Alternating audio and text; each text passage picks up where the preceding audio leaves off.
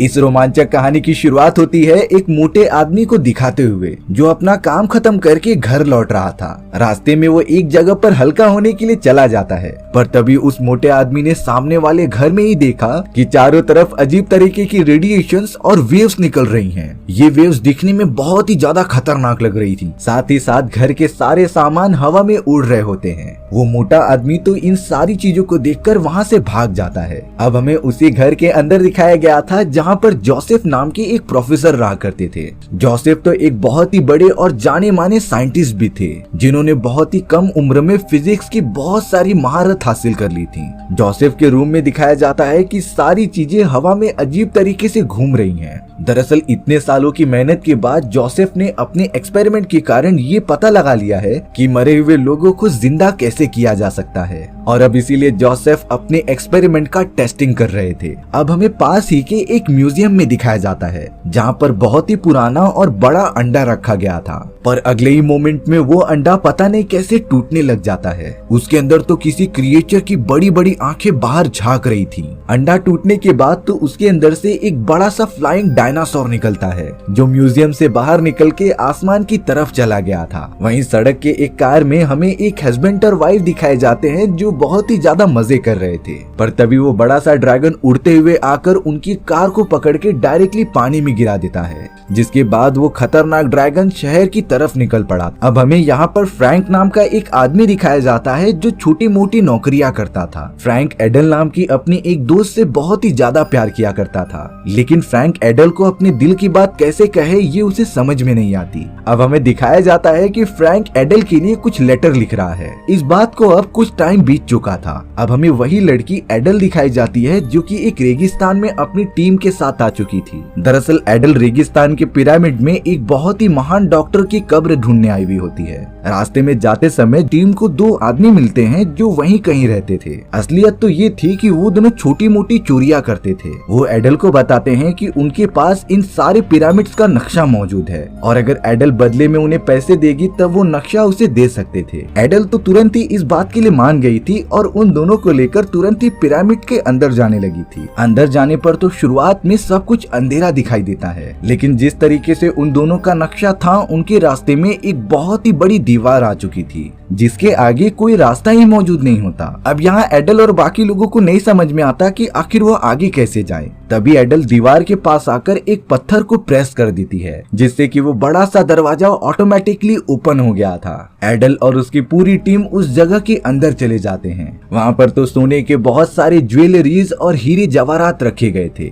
जिसे देखकर वो दोनों आदमी एकदम से पगला जाते हैं। वो तो उन सारे गोल्ड को टच करके उसके ऊपर सोने लगे थे, जैसे कि ये उनके फादर का माल हो। लेकिन एडल इन सारी चीजों पर फोकस नहीं करती। वो अपने सामने देखती है कि वहाँ एक बहुत ही बड़ा कॉफिन है और इसी के लिए वो यहाँ पर आई थी। एडल अपने साथियों को कहती है कि इस ताबूत को ओपन करो। थोड़ी देर बाद जब ताबूत के अंदर देखा गया तब उसके अंदर एक मम्मी मौजूद थी। एडल समझ जाती है कि ये जरूर उस डॉक्टर की मम्मी होगी जो प्राचीन काल में बहुत ही ज्यादा फेमस थी। एडल को इस मम्मी से ही काम था, पर आखिरकार एडल इस मरी हुई मम्मी से क्या करेगी ये तो हमें कुछ ही देर में पता चल जाएगा। अब यहाँ वो दोनों आदमी जो सोने के इतने सारे भंडार को देखकर पागल हो रहे थे, उन्हें कुछ अजीब तरीके का श्राप लग जाता है। वो सोने के जवाहरात जो उन्होंने अपने गले में पहने थे वो अजीब तरीके से जिंदा होकर उन्हें मारने लगे थे। एक तो पूरा जमीन टूटने की वजह से नीचे गिरकर मारा जाता है, यानी कि उन दोनों को लालच का परिणाम मिला। एडल और उसके साथी खुश नसीब थे कि उन्होंने इस गोल्डन चीजों को हाथ नहीं लगाया। और अब एडल कहती है कि हमें इस मम्मी को लेकर जल्द से जल्द निकलना होगा,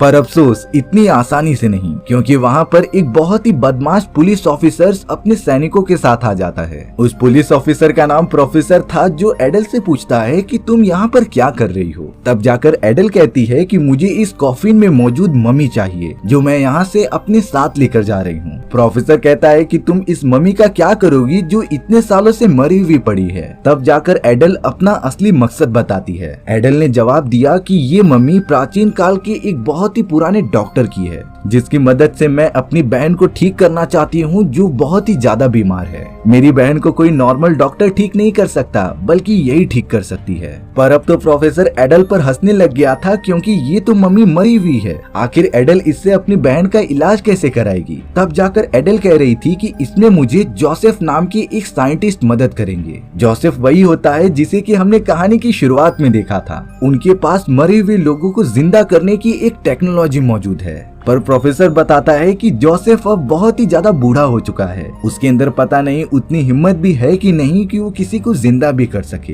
पर अब प्रोफेसर ने अपने सैनिकों को कह दिया था कि तुम सब एडल को पकड़कर अंदर कर दो, लेकिन एडल इस तरीके से अपने आप को बंदी नहीं बनाने देने वाली थी। वो सारे सैनिक जैसे ही एडल को पकड़ने जाते हैं, वो उन्हें चकमा देकर तुरंत ही डॉक्टर की मम्मी के ताबूत को लेकर वहाँ से कूद जाती है, जो सीधा पानी के रास्ते से बाहर निकल गई थी। यानी कि अब एडल के पास उस डॉक्टर की मम्मी होती है, जिससे कि वो अपनी बीमार बहन को ठीक कर पाएगी। अब हमें दूसरी तरफ उस मोटे आदमी को दिखाया जाता है, जिससे कि पुलिस ऑफिसर्स कुछ पूछताछ कर रहे थे। ऑफिसर्स ने तो उस मोटे आदमी से कहा कि तुमने उस रात क्या देखा था। तब जाकर वो मोटा आदमी बताता है कि एक घर से अजीब तरीके की रेडिएशंस और वेव्स निकल रही थी, जो बहुत ही ज्यादा अजीब होती हैं। और फिर अगले ही मोमेंट में उसने बहुत ही बड़ा ड्रैगन हवा में उड़ते हुए देखा। लेकिन यहाँ पर वो पुलिस ऑफिसर्स मोटे आदमी की बात झूठ समझ रहे थे। उन्हें लग रहा था कि ये मोटा आदमी शायद उस रात ड्रिंक्स पीकर नशे में था, जिसकी वजह से उसे ये सारी चीजें दिखाई दे रही थी। ऑफिसर्स ने तो उस मोटे आदमी को जेल में डालने के लिए कह दिया। पर अब उन ऑफिसर्स में डिस्कशन होता है कि ड्रैगन से रिलेटेड सारी बातें शहर में नहीं फैलनी चाहिए, क्योंकि अगर ड्रैगन के बारे में लोगों को पता चल गया तब चारों तरफ हड़बड़ी मच जाएगी, और तो और शहर के लोग बहुत ही ज्यादा डरने लगेंगे। लेकिन अगले दिन जिसका डर था वही हुआ। न्यूज़पेपर में पता नहीं कैसे चारों तरफ ड्रैगन की खबर फैल जाती है, जिसमें बताया गया था कि आसमान में एक बहुत ही बड़े उड़ते हुए ड्रैगन को देखा गया है, जिसने अब तक कई सारे सिटीजन्स की जान ले ली है। अब हमें उस म्यूजियम के केयर टेकर को दिखाया जाता है, जहाँ से वो ड्रैगन बाहर निकला था। उसी केयर टेकर के साथ फ्रैंक भी काम किया करता था। वो दोनों उस बड़े से अंडे के टूटे वाले हिस्से को देखते रहते हैं, जिसमें कि केयर टेकर कह रहा था कि शायद से इस अंडे में से कोई तो बाहर निकला था, और वो न हो ये वही ड्रैगन हो सकता है जो अंडे से बाहर निकल के छत तोड़कर यहाँ से चला गया। अब थोड़ी देर में ही उस जगह पर कुछ पुलिस ऑफिसर पूछताछ करने के लिए आ जाते हैं। उन्होंने केयर टेकर से पूछा कि आखिर तुम्हें इस अंडे के बारे में क्या पता चला। पर वो केयर टेकर और फ्रैंक बताते हैं कि हमने अभी अभी सारी जानकारी इकट्ठा करना स्टार्ट किया है, और अगर जैसे ही हमें कुछ ठोस सबूत पता चलते हैं हम आपको इन्फॉर्म कर देंगे। जिसके बाद वो सारे पुलिस ऑफिसर्स हमेशा की तरह अपना टाइम वेस्ट करने चले गए थे। अब हमें जोसेफ अपने घर पर दिखाया जाता है, जो खिड़की के सामने किसी को आवाज लगा रहा था। तभी उस खिड़की पे वही खतरनाक और बड़ा ड्रैगन आ गया था, जो पता नहीं क्यों जोसेफ की सारी बात मान रहा होता है। जोसेफ तो ड्रैगन को बहुत सारे मीट के टुकड़े खिला रहा था। दरअसल बात ये होती है कि उस ड्रैगन को और किसी ने नहीं बल्कि जोसेफ ने ही अंडे से जिंदा किया था, और कहीं न कहीं जोसेफ और उस ड्रैगन की आत्मा एक दूसरे से मिली हुई होती है, जो बहुत ही ज्यादा अजीब बात थी। जोसेफ अपने पालतू ड्रैगन को खाना खिलाते ही रहता है। तभी उन नाकारा पुलिस ऑफिसर्स को जोसेफ पर शक हो गया था। वो तो डायरेक्टली मुंह उठाकर जोसेफ के घर चले आते हैं। जोसेफ ने तो अपने पालतू ड्रैगन को एक अलमारी में छुपा दिया था, और अब वो सारे पुलिस वाले अपनी इन्वेस्टिगेशन करने के लिए जोसेफ के रूम में आ जाते हैं। ऑफिसर्स घर में हर जगह घूमकर इन्वेस्टिगेशन करते जा रहे थे,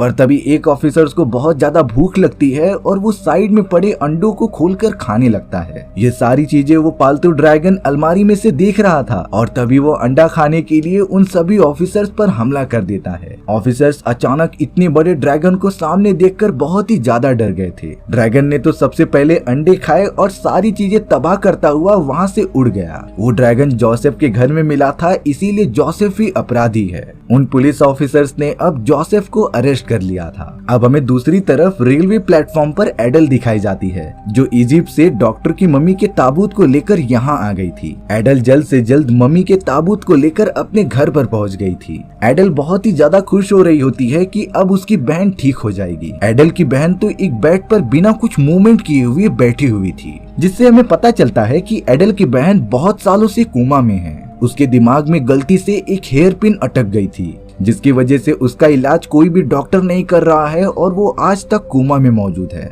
एडल को विश्वास था कि वो जोसेफ की मदद से इस डॉक्टर वाली मम्मी को जिंदा करेगी और अपनी बहन को ठीक करवा देगी। पर अब एडल के घर के दरवाजे के सामने फ्रैंक एक लेटर लेकर आ गया था जो एडल के लिए वहीं पर छोड़कर जाने ही वाला था। तभी एडल दरवाजा खोलकर फ्रैंक को अंदर बुला लेती है। एडल ने थोड़ा शर्माते हुए पूछा कि इस लेटर में क्या मौजूद है, पर तभी अचानक एडल की नजर पास ही में पड़ी हुई एक न्यूज़पेपर पे चली गई, जिसे पढ़ने के बाद एडल को पता चला कि जोसेफ को जल्द से जल्द मौत की सजा होने वाली है। यहाँ एडल बहुत ही ज्यादा डर गई थी क्योंकि जोसेफ ही एक ऐसा इंसान था जो इस डॉक्टर की मम्मी को जिंदा करने की टेक्निक जानता था और अगर जोसेफ मर गया तब इस मम्मी को कोई भी जिंदा नहीं कर पाएगा। इसीलिए अब एडल जोसेफ को किसी भी कीमत में बचाना चाहती थी। एडल सबसे पहले फ्रैंक से पूछती है कि यहाँ पर फांसी कहाँ दी जाती है। फ्रैंक ने एडल को पास ही वाले पुलिस स्टेशन का एड्रेस दे दिया था। एडल तुरंत ही उस जगह पर जोसेफ को बचाने के लिए चली गई थी। सबसे पहले एडल वकील का भेष धारण करके जोसेफ से मिलने जाती है। एडल ने जोसेफ से कहा कि मैं यहाँ तुम्हें छुड़ाने आई हूँ। एडल के पूछने पर जोसेफ बताता है कि मैंने ही अपने टेक्निक की मदद से म्यूजियम के अंदर सालों से पड़े हुए उस ड्रैगन के अंडे में से उसे जिंदा कर दिया। पर अब एडल कहती है कि मुझे अपनी बहन को ठीक करना है, इसीलिए मेरे पास बहुत सालों पुरानी डॉक्टर की मम्मी है जिसे कि तुम्हें जिंदा करना है। जोसेफ कहता है कि ये काम मुश्किल लग रहा है लेकिन नामुमकिन नहीं है, पर इसके लिए मुझे यहाँ से निकलना पड़ेगा क्योंकि कुछ ही घंटों के अंदर अंदर ये सारे लोग मुझे फांसी पर चढ़ा देंगे। अब यहाँ पुलिस ऑफिसर्स को भी पता चल गया था कि वकील बनकर जो आया है वो एडल है, यानी कि वो यहाँ पर जोसेफ से बात करने के लिए घुसी है। इसीलिए अब एडल को पकड़कर वहाँ से निकाल दिया जाता है। पर एडल इस तरीके से तो हार नहीं मानने वाली थी। वो तो कुछ देर बाद खाना बांटने वाली बाई बनकर अंदर चली जाती है। पुलिस ऑफिसर्स ने फिर से एडल को पहचान लिया था और उसे बाहर कर दिया। इसी तरीके से एडल अपना बार बार हुलिया चेंज करके जोसेफ को बचाने के लिए जा रही थी, लेकिन हर बार पुलिस ऑफिसर्स एडल को पहचान कर बाहर कर देते थे।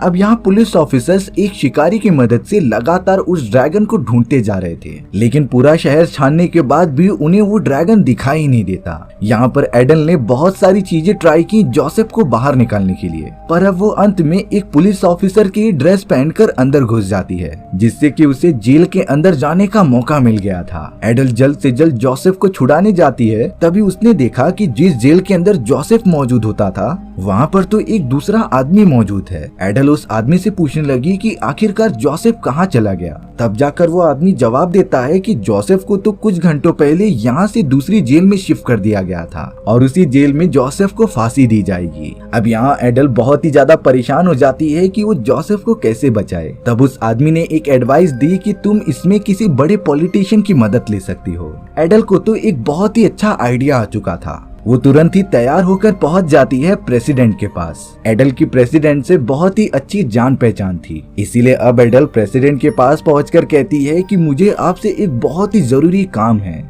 मुझे जोसेफ को कैसे भी करके जेल से बाहर निकलवाना है। प्रेसिडेंट कहने लगा था कि मैं इस बात पर तुरंत डिसीजन नहीं ले सकता, मुझे थोड़ा सोचना पड़ेगा। पर अब उस जगह पर वही खतरनाक ड्रैगन उड़ता हुआ आ गया था, जो डायरेक्टली उड़कर प्रेसिडेंट पर हमला करने ही वाला होता है। तभी एडल प्रेसिडेंट को बचाने के लिए उनके ऊपर गिरकर दूर फेंक देती है, जिससे कि वो बड़ा सा ड्रैगन उड़ते हुए वहाँ से दूर चला गया था। अब यहाँ पर उस ड्रैगन ने इतनी ज्यादा स्पीड से हमला किया कि किसी को भी वो दिखाई नहीं देता। सभी ने सिर्फ यही देखा था कि एडल प्रेसिडेंट के ऊपर गिर गई होती है। और अब सिक्योरिटी ऑफिसर्स ने तो एडल को ही गिरफ्तार कर लिया था, क्योंकि उन्हें लगता है कि एडल ही है जो प्रेसिडेंट पर हमला कर रही थी। एडल को तो अपनी बात समझाने का मौका तक नहीं मिलता। अब सीन शिफ्ट होकर केयर टेकर और फ्रैंक को दिखाया जाता है, जो अपने घर के पीछे एक बागीचे में आकर उस ड्रैगन को देख रहे थे। वो ड्रैगन तो हमेशा उड़ने के बाद उसी जगह पर आता, क्योंकि फ्रैंक ड्रैगन को खाने के लिए बहुत सारे मांस और मीट मछली देता था, जिससे कि ड्रैगन दूसरों को नुकसान न पहुंचाए और वो यहाँ पर डायरेक्टली आ जाए। वो केयर टेकर तो फ्रैंक के इस अच्छे काम से बहुत ही ज्यादा खुश हो जाता है। कई घंटों तक जेल में सजा काटने के बाद एडल अपने घर पर आ गई थी,